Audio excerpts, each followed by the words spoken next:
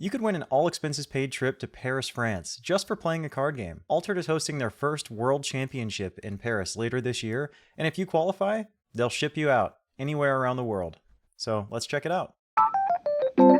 Heyo, what up, and welcome back. In case you missed it, the Altered World Championship Qualifiers are currently underway. These World Championship Qualifiers are happening all around the world between now and September. There will be a total of only 24 players that qualify for the World Championship Finals. If you missed the first 24 qualifiers, there will be a last chance qualifier where 8 more people can make it in. The winners of each qualifier will earn an all travel and accommodations paid trip to Paris, France, where the finals will then take place. These qualifiers are held as a 2-day event in a best-of-1 format. The very first World Championship qualifier took place this past weekend at Zoetermeer in Zoetermeer, Netherlands. I probably butchered that name, but hopefully it's close enough. There were 103 players in attendance at this event, and several of the matches are available for your viewing pleasure over at the Dutch Altered Community YouTube channel. There will be a link in the description. Somewhat unsurprisingly, each faction was represented, and almost every one of the 18 heroes made an appearance. Here's the breakdown.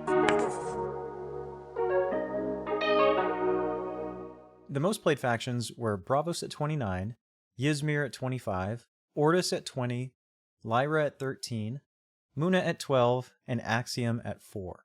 The most played hero was Aphanis, followed by Kojo and Tasia.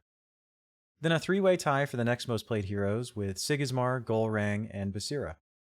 Feel free to pause and dissect if you like. Looking at this graph, you may have noticed there are a few heroes not represented at all. We didn't see a single Arjun, Waru, or Subash. The top 16 was comprised of 5 Ortis, 5 Ysmir, 4 Bravos, 1 Lyra, and 1 Axiom deck. Not a single one of the 12 Muna decks made it into the top 16. Sigismar was the winner of the tournament. Of the 10 Sigismar players, 5 of them, so half, made it into the top 16.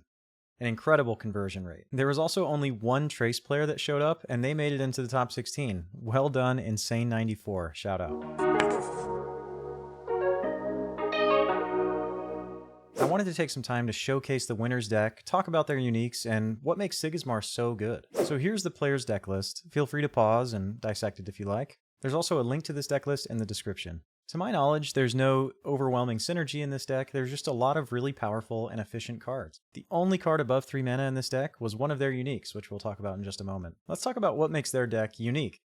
The uniques. All 3 of their uniques have this arrow effect to draw a card. If you've ever played a card game, you will know that drawing a card is one of the most powerful things you can do in a card game. Let's talk about them individually. So we'll start with the Ortis Cadets. 3 from hand, 2 from reserve, 2/0/2. If you control 3 or more characters, draw a card. When you play me from hand, create an Ortis recruit in your hero expedition. It does have a support ability, but I'm sure it was not used. So this first line, this arrow line, is almost definitely why this unique was selected. This unique is really powerful, especially when played from hand. So when you play this unique from hand, you create an Ortis recruit, effectively granting you 3/1/3 worth of stats. And then it now meets the requirement of that played from anywhere, that arrow ability. If you control 3 or more characters, draw a card. In Sigismar, he makes a token at noon. This character creates a token, and then it has itself. That's 3 or more characters, therefore you can draw a card. This card is vaguely reminiscent to a now suspended card, the faction shifted Baba Yaga, which from hand is a 3 mana 3/2/2 that says draw a card. This is also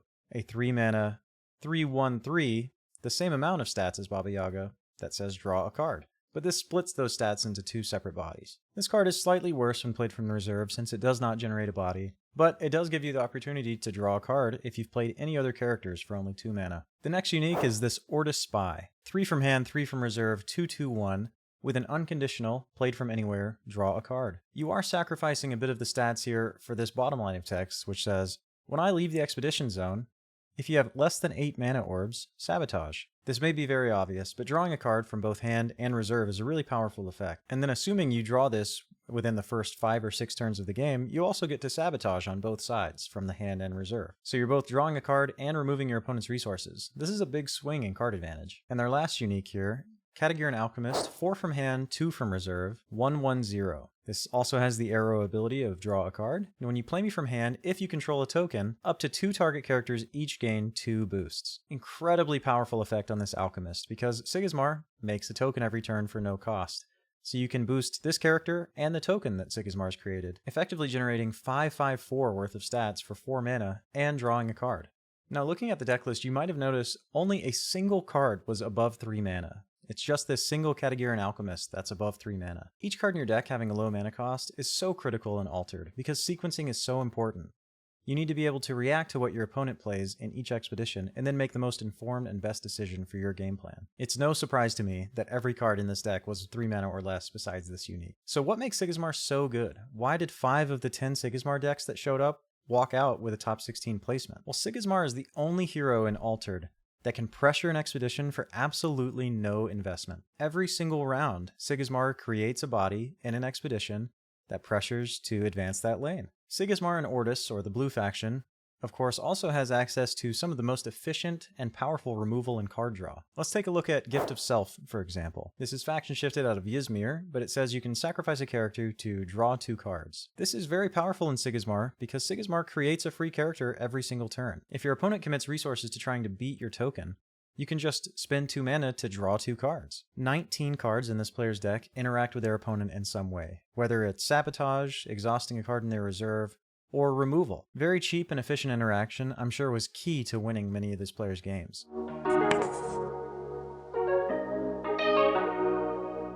So my prediction for the World Championship Finals. I believe that more than half of the decks that win the World Championship Qualifiers will be Sigismar. Don't quote me on this, but I'm expecting 60 to 75%. Somewhere in that range will be Sigismar, meaning somewhere around 15 or more of the decks that qualify for the World Championship Finals will be Sigismar. So why do I think Sigismar is going to be so successful? Well, there's no bad luck protection in Altered. These tournaments are played in a best-of-1 format, meaning you get exactly 1 chance to win your game. Sigismar is extremely consistent. As I've already mentioned, he creates a character every single turn for no investment that pressures a lane. Altered is also one of the very few competitive card games that does not offer mulligans in any form. I would love to see Altered implement some form of bad luck protection or variant smoothing, whether it's a best of 3 format or mulligans. I understand time is the primary limiting factor for the best of 3 format. It quite literally triples the amount of time required to run your tournament, and that totally makes sense, but I don't understand not having a mulligan system. I also am a big fan of giving players the agency of making the decision to be able to mulligan. It's another form of skill expression. If I sit down against an opponent or a hero that I have a poor win rate against, it's at least reassuring to know that I may be able to draw into a hand that is serviceable. Since Altered has no mulligans and is a best-of-1 format, the most consistent deck is going to win. Sigismar is extremely consistent, as I've mentioned, and also has some of the most efficient removal. So with absolutely no variant smoothing or bad luck protection, I think it's inarguable that Sigismar will make up most of the World Championship Final qualifiers. My last prediction is that Sigismar will win the World Championship Finals. Granted, I am hopeful that many of the Sigismar players that do qualify will decide to play a different deck when they get to the finals. I think it just depends on how important it is to those players to play the best deck and whatever the prize support is. If you're looking for information on how to qualify for the World Championship Finals, there's a link in the description. If you're in the US like me, there's 2 taking place within the next 2 months. There's one in Dallas, Texas, and one in Baltimore, Maryland. I'll be attending the one in Dallas, Texas. Feel free to come by, say hello, introduce yourself. And I've not yet decided if I'll make it out to Baltimore, Maryland. Best of luck to everyone with the qualifiers, and thanks for watching. I will see you in the next one.